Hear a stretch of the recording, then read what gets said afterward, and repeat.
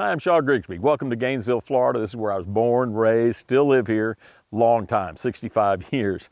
It's a great place. Gainesville's got the College University of Florida. It's got some great fishing with Noonan's Lake right in town, Orange and Loch Loosa. It's just famous big bass lakes. Plus, within an hour either side, I can go to the Atlantic or Gulf, which I love my saltwater. So come on, let's check out my bass cave.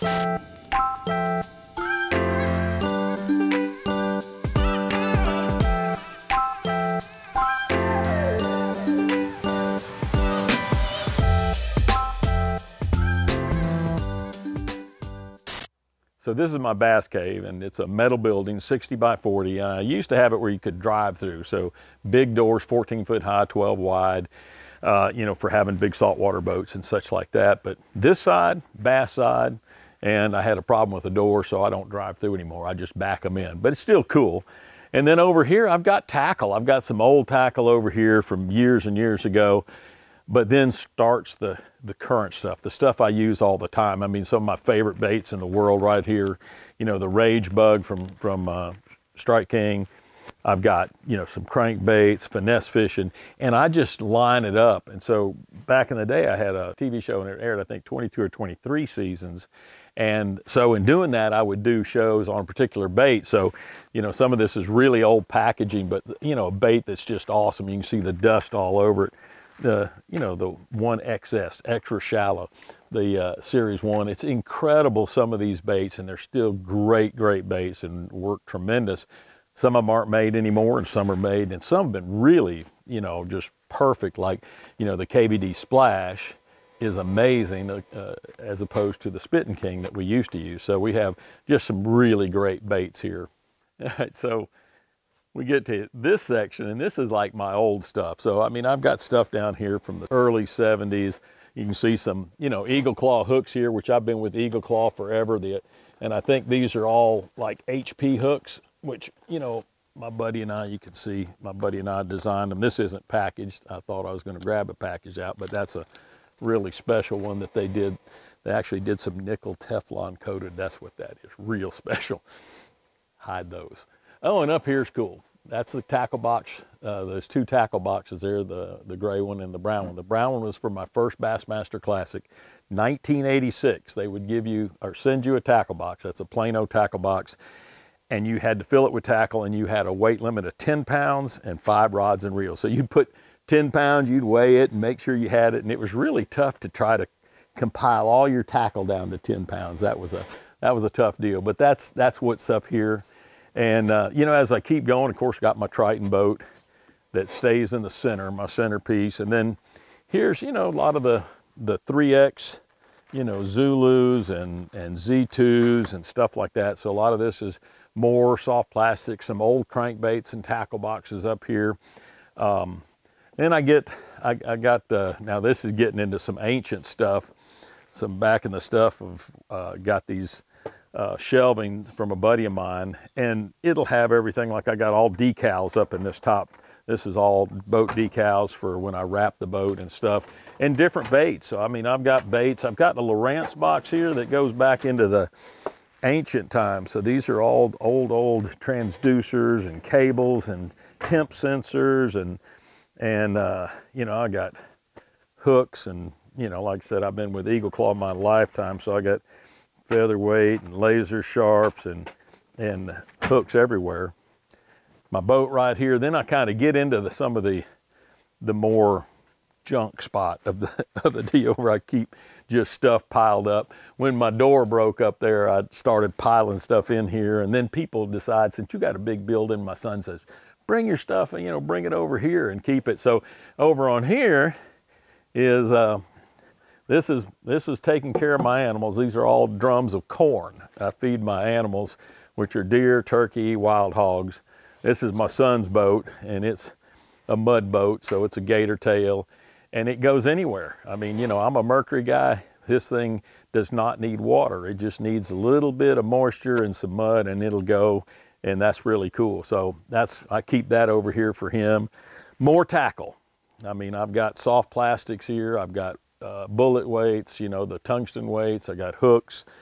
Of course, still got my baby. Keep my baby right here. Here's some, you know, old stuff. Right here is kind of cool. So I put a couple of these up here. I did a show, and I, you know, every now and then I would do that where I would catch, if I can get it out of here, I would catch, you know, some big fish in the show, and I would take it and I would label it where it was. And I'm not sure, I don't have my glasses, but I know I caught one almost 10 on this.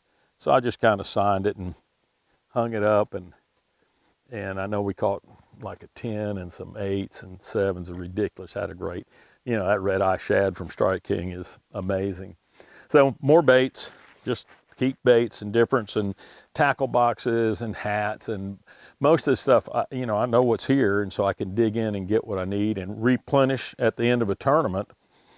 And then you come back with old rods, of course, Bob's Machine jack plate. That's my new boat.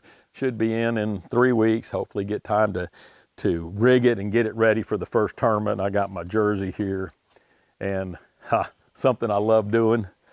We call them here in Florida, we call them specks. Everywhere else they call them crappie. I love crappie fishing. Got my little Lou's outfits for reaching out there, and I actually fished a professional crappie tournament this year and loved it. Absolutely loved it. And then of course this rod is kind of cool. I used to do 2 or 3 of them a year like this, gator hunting. Shattered this beast rod. I mean, this is just nothing but a pool cue, really stiff, and you put 80-pound braid or 65-pound braid and a big treble. I might even have the treble around here somewhere. Anyway, it's a Trocar 3/0, just beast hook, and you hook them, and of course when you get them up and they're fighting them on the rod, as soon as you put a harpoon in them, the gator rolls. Well, when he rolls, it rolls your rod right down. You got the drag tight, and it just rolls your tip around the gator. So I used to lose 1 or 2 a year, and this year I lost 0. I was using the new Lou's rods, and I never lost one, which was really good. So anyway, love my gator hunting. Then I got my saltwater boat here. So this is an old Triton LTS 191. So it's a, you know, it's kind of got a flats boat look, but it's still a bay boat. And it's an old one. It's an 05. Love every minute of it. Got the Mercury on the back, power pole, Lowrance electronics, and it's got the deck just like a flats boat. So I got a poling tower, which is where I love being. I keep my push poles right above you there, and so motor guide on it. I can trolling motor around, or I can push it along the flats.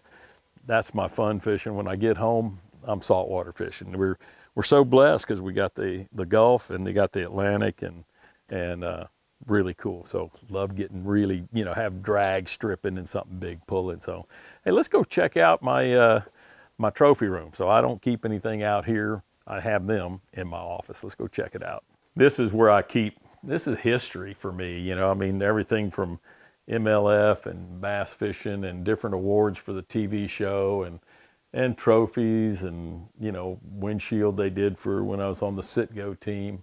I keep a few mounts in here for my hunting because I enjoy hunting, and so I did that. And then the wall here is trophies. So those are all first place trophies back here, and they go way back. And of course the one that started it all is the big one in the middle. That's Operation Bass Red Man, which was basically the start of FLW, which was this, you know, the part of MLF. So I won the Red Man All-American back in 1984, and that's you know, it was $100,000. The first time they had a $100,000 check in a tournament, and you know, I won it, and that helped launch all this. So you know, everything from my bow hunting to my fishing to my times, but this is the place that holds my memories right here. So I got my grandson and I, and first tarpon on fly, and great times with guys hunting, and I mean, even got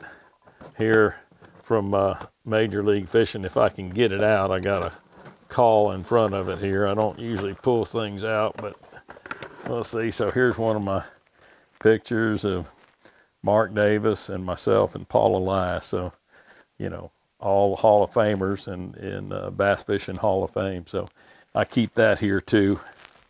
And it's just a lot of neat stuff. So a lot of great memories. And hey, this is my bass cave.